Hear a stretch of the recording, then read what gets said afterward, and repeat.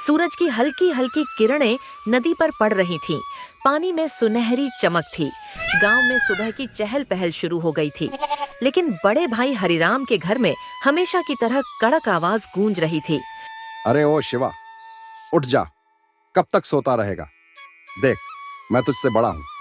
जब तक मैं जिंदा हूं, तुझे आराम करने का हक नहीं। छोटा भाई शिवराम, जो अभी अभी जागा था, चुपचाप उठ गया। उसकी पत्नी राधा भी डरकर खड़ी हो गई। मेरी ही छांव में रहकर पेट भरता है।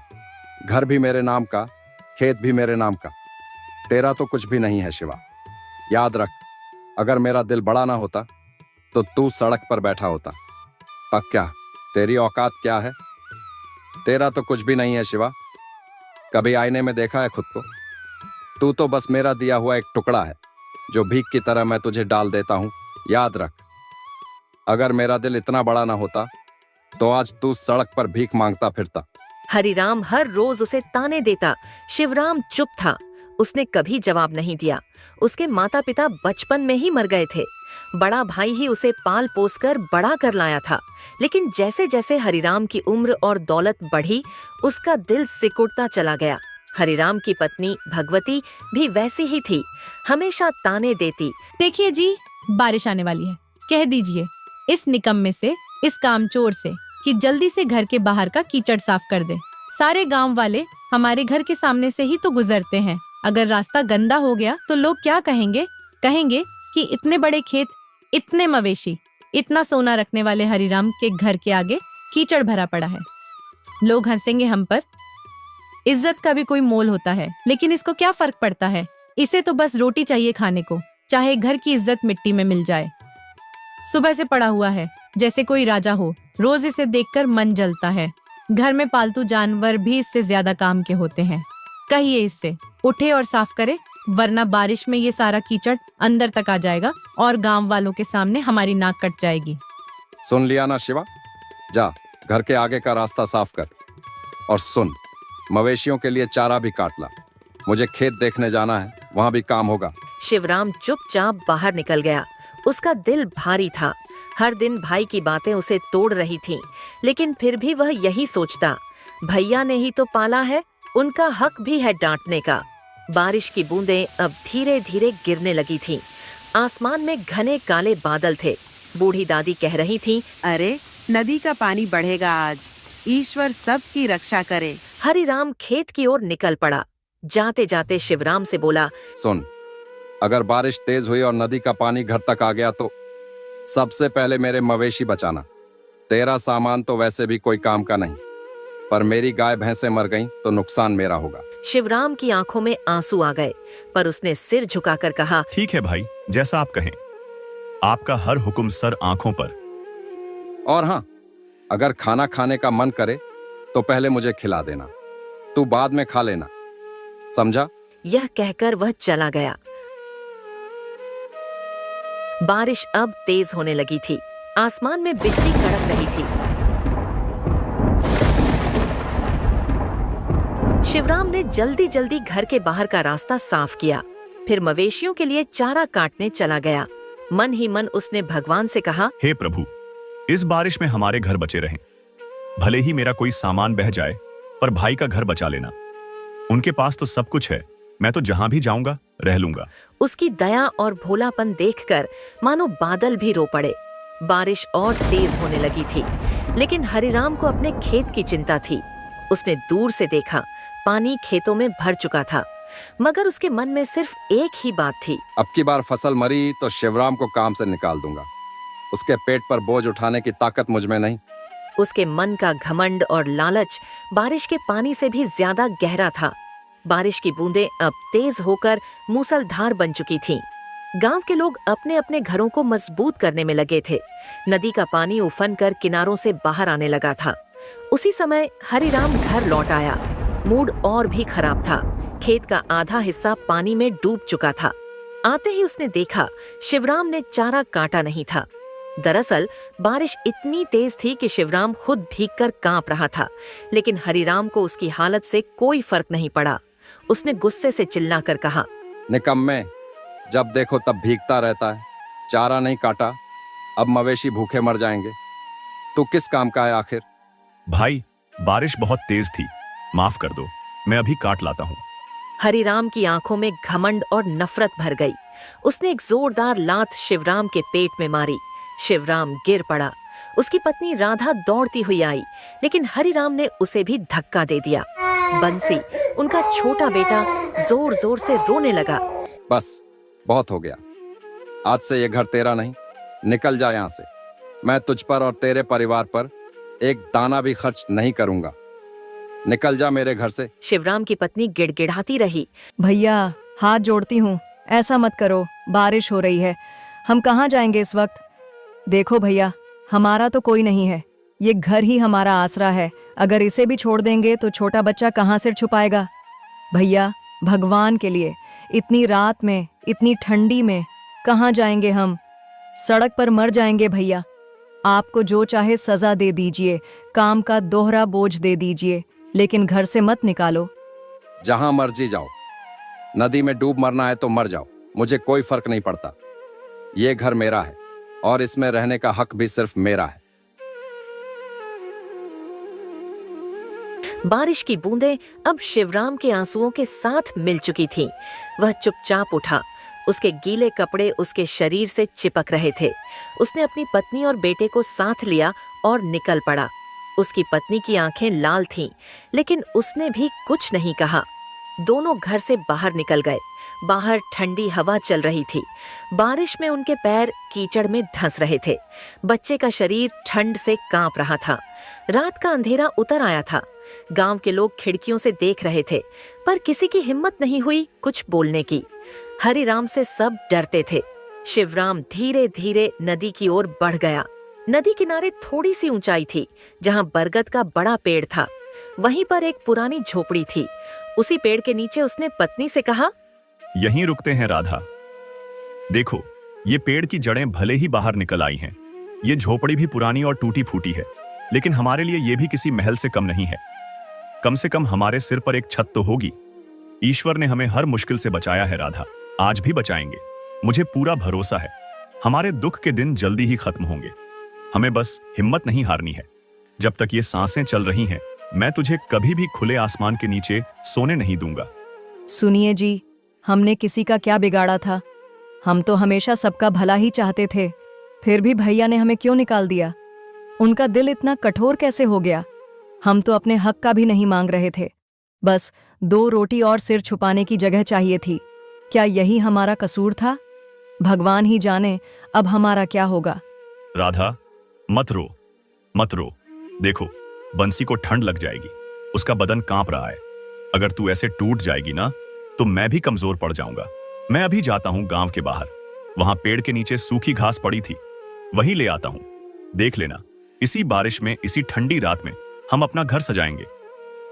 हाँ, टूटी फूटी झोपड़ी होगी, दीवारों से हवा भी आएगी, लेकिन वो हमारा होगा राधा, सिर्फ हमारा, छोटा सा, लेकिन उसमें तेरा, मेरा और बंसी का सपना होगा।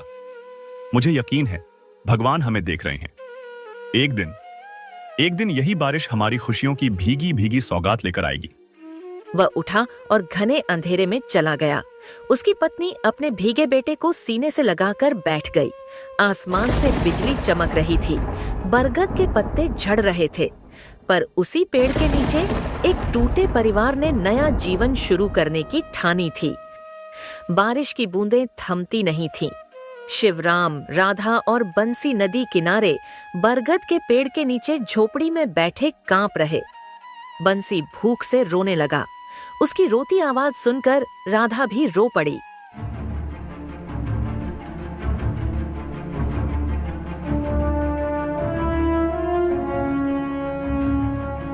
शिवराम गांव के बाहर बने कचरे के ढेर तक गया। वहां लोगों द्वारा फेंकी गई सड़ी गली सब्जियां और पत्तियां पड़ी थीं। शिवराम ने कांपते हाथों से उनमें से 2 आलू निकाले। एक आधा सड़ा हुआ था, दूसरा भी गला था, लेकिन उसके लिए यही अमृत था। ईश्वर, तू ही मालिक है, तू ही रक्षक है, उसने कहा। उसने 2 और छोटे छोटे बैंगन उठाए, फिर वापस झोपड़ी की ओर लौट पड़ा। रास्ते में ठंडी हवा उसके भीगे शरीर में चुभ रही थी। बिजली चमक रही थी और अचानक बादल फटने जैसे गरजने लगे। तेज हवाएं चली, बारिश की बूंदें मानो पत्थर बन गई। शिवराम किसी तरह झोपड़ी तक पहुंचा। राधा ने दरवाजे की जगह खड़ी होकर उसे अंदर खींचा। वह कांप रहा था, उसके हाथ से आलू और बैंगन गिर पड़े। राधा ने जल्दी से उन्हें उठाया और रोती हुई बोली, अरे तुम भीग क्यों गए शिवा? देखो तो सही, बारिश कितनी तेज हो रही है। तुम्हारा सारा बदन कांप रहा है, कपड़े भीगी चादर जैसे चिपक गए हैं। तुम ऐसे बाहर क्यों निकल गए थे? अगर तुम्हें कुछ हो गया तो हम कैसे झेंगे? मुझे बहुत डर लग रहा है। राधा, मत घबरा।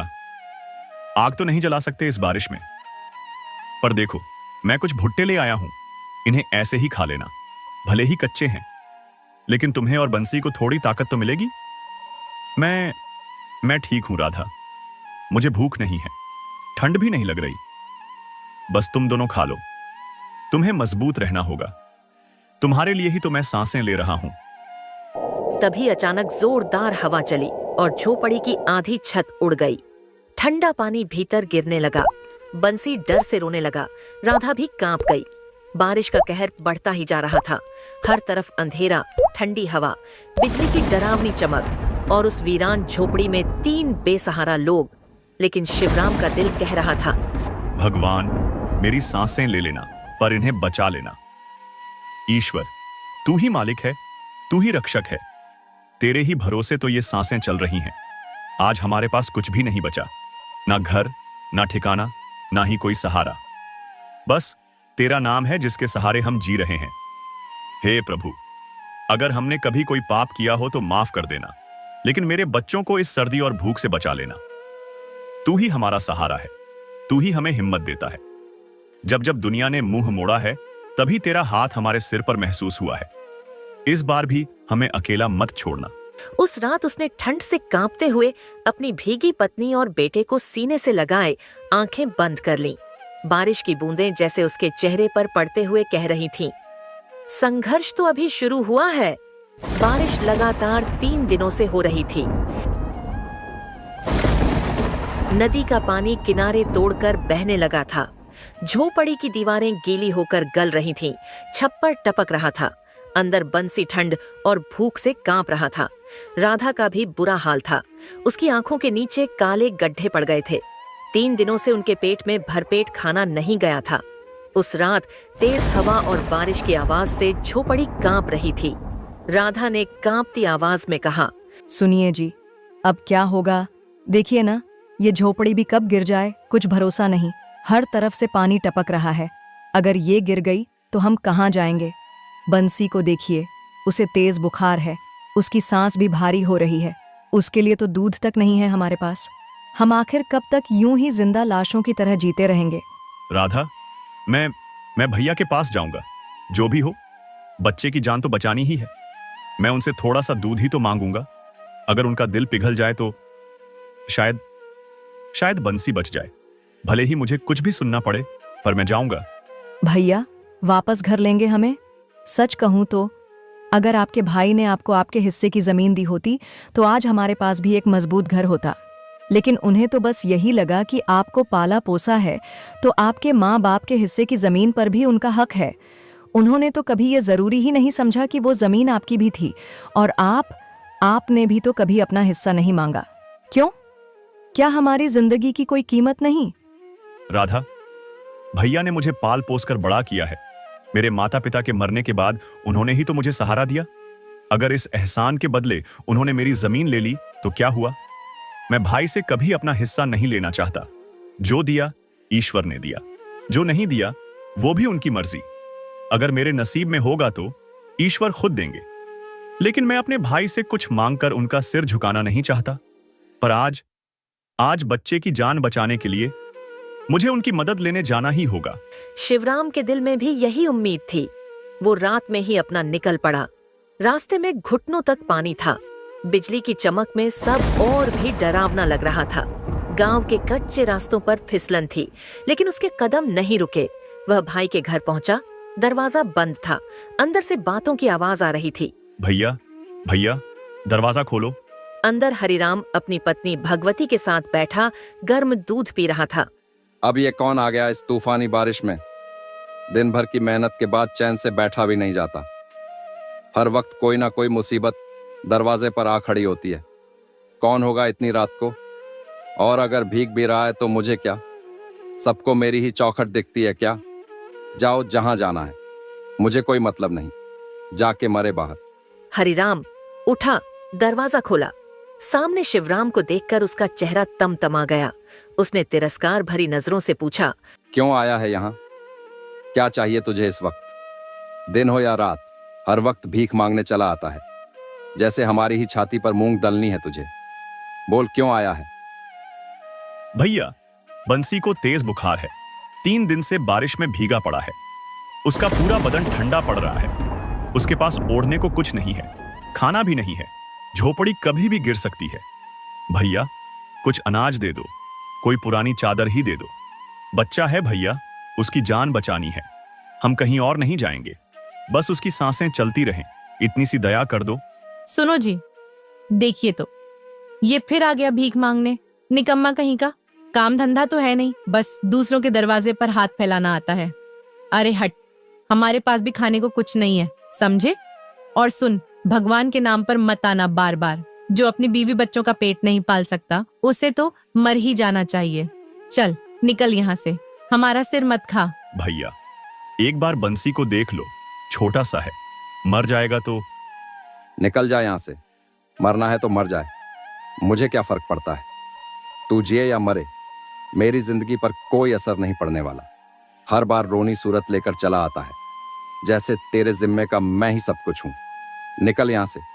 और सुन, आइंदा मेरे दरवाजे पर भी मत दिख जाना, नहीं तो इस बार खदेड़ दूंगा, समझा? जा जहां जाना है, मरना है तो मर जा। मुझे तेरी और तेरे बच्चे की कोई फिक्र नहीं है। बारिश की बूंदें उसके आंसुओं के साथ बह रही थीं। वह उलटे पांव लौट पड़ा। गांव के कुछ लोग अपनी अपनी खिड़कियों से देख रहे थे।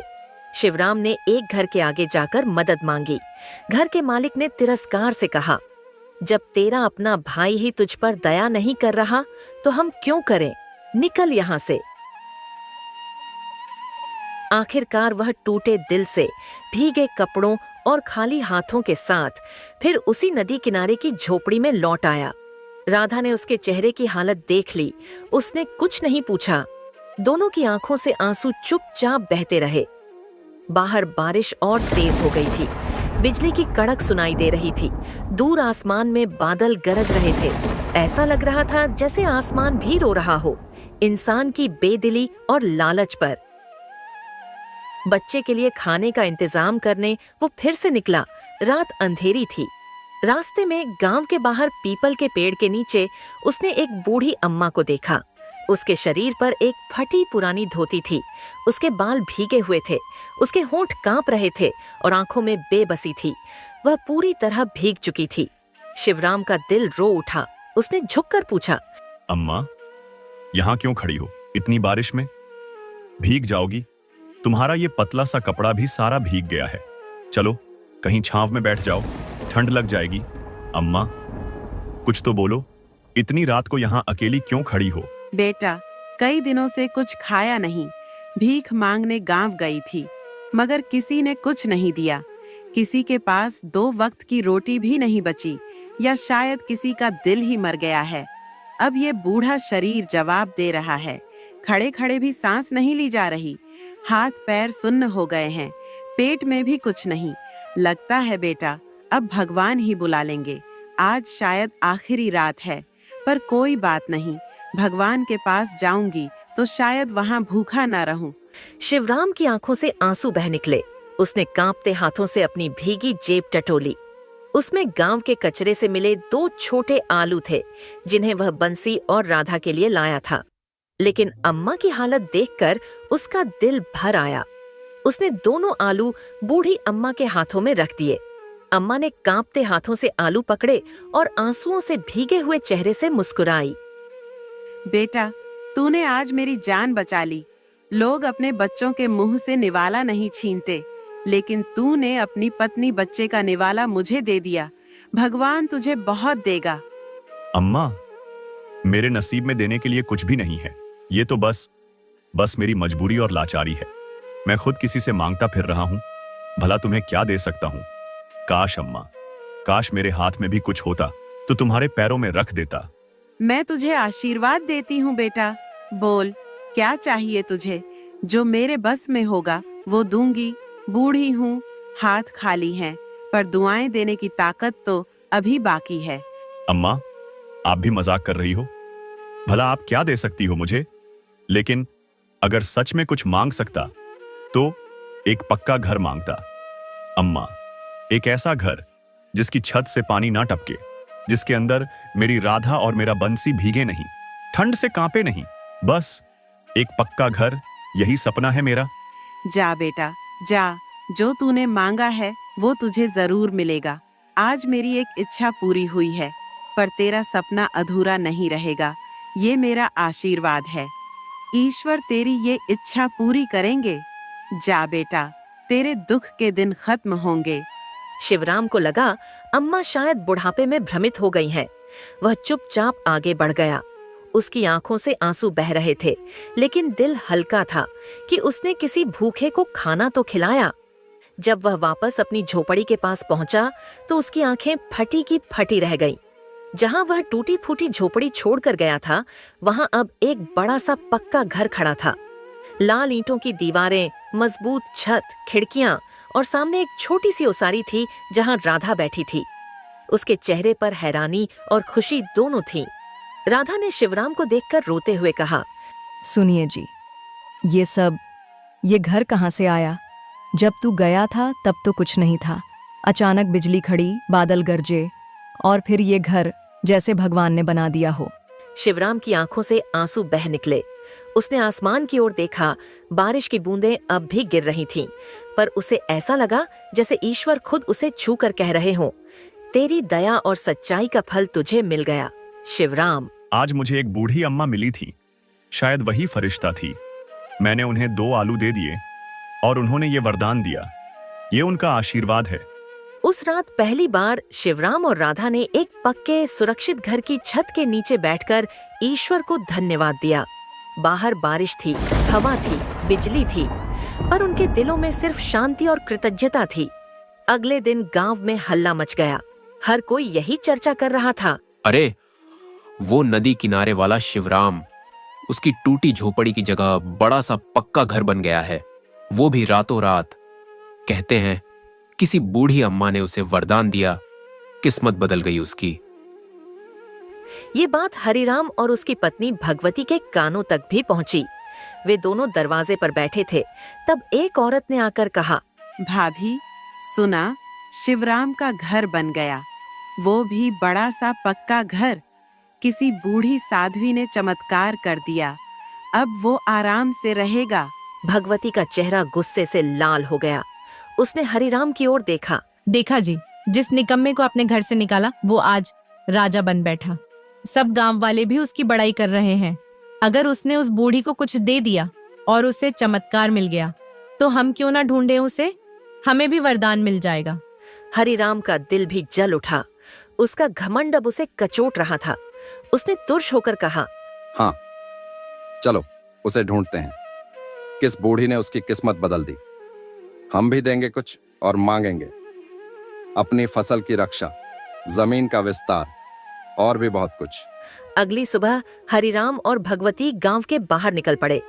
कड़ाके की ठंड, कीचड़ और पानी से सने रास्तों पर वे हर जगह बूढ़ी अम्मा को ढूंढने लगे। पीपल के पेड़ के नीचे भी गए जहां शिवराम को अम्मा मिली थी। वहां कोई नहीं था। फिर वे नदी किनारे पहुंचे। वहां भी कोई नहीं मिला। गांव के मंदिर, तालाब, जंगल के रास्ते, हर जगह उन्होंने पूछा, कहीं कोई बूढ़ी साध्वी दिखी क्या? लोगों ने मना कर दिया। कुछ ने कहा, अरे छोड़ो, तुम्हें वो अम्मा नहीं मिलेंगी। अगर वो सच में कोई फरिश्ता थी तो किसी लालची इंसान के हिस्से में कभी नहीं आती। भगवान भी सोच समझकर ही देते हैं। उसने भी देख लिया होगा कि कौन उसके लायक है और कौन नहीं। ऐसे लोग तो उसके पास जाने के काबिल भी नहीं होते। जो सिर्फ अपना स्वार्थ देखते हैं, उन्हें फरिश्ते नहीं मिला करते। 3 दिन तक ढूंढने के बाद दोनों थक कर घर लौट आए। भगवती ने गुस्से में कहा, सब तेरी ही वजह से हुआ हरि। हाँ, सब तेरी वजह से। अगर तूने उस बेचार शिवराम को घर से ना निकाला होता तो ये दिन तो कभी नहीं देखने पड़ते। अब देखना, अब वही गांव में सबसे बड़ा कहलाएगा। लोग उसकी इज्जत करेंगे और हम पर थूकेंगे। लोग कहेंगे कि हरि ने अपने ही भाई को घर से निकाल दिया था और देखो ईश्वर ने कैसे पलट दिया उसका नसीब। तूने बहुत बड़ा पाप किया है, बहुत बड़ा, और उसका फल अब हमें भुगतना पड़ेगा। मेरी वजह से? अरे मेरी नहीं, तुम्हारी वजह से हुआ ये सब। तुम ही तो दिन रात उसे कोसती रहती थी, कभी उसकी गरीबी का ताना देती, कभी उसके निकम्मेपन का। तुम्हारे ही कहने पर तो मैंने उसे घर से निकाला था। तुम ही तो कहती थी कि उसका होना ना होना बराबर है। अब क्यों मेरे सिर मड़ रही हो सब कुछ? सच तो यह है कि तुमने ही मेरा दिल जला दिया था उसके खिलाफ। अब भुगतो, भुगतो तुम भी और मैं भी। हरिराम और भगवती का चेहरा उतर गया। उन्हें लग रहा था जैसे उसके हाथों से सब कुछ फिसल रहा हो। उनका घमंड और लालच उन्हें भीतर ही भीतर जला रहे थे। उधर शिवराम, राधा और बंसी तीनों अपने नए घर में बहुत खुश थे। बंसी नए घर में दौड़ दौड़ कर खेलता। शिवराम हर सुबह नदी किनारे बैठकर भगवान को याद करता। उसकी आंखों में कृतज्ञता के आंसू होते। वह मन ही मन कहता, प्रभु, मैंने तो कभी मांगा भी नहीं, आपने इतना दे दिया। अब जीवन भर आपका ही नाम लूंगा। बाहर बारिश की बूंदें गिर रही थीं। ठंडी हवा घर की खिड़की से अंदर आ रही थी, लेकिन अब डर नहीं था। अब वो पक्की छत के नीचे थे। अब उनके पास आसरा, सम्मान और संतोष था, जो हरिराम के पास होते हुए भी नहीं था।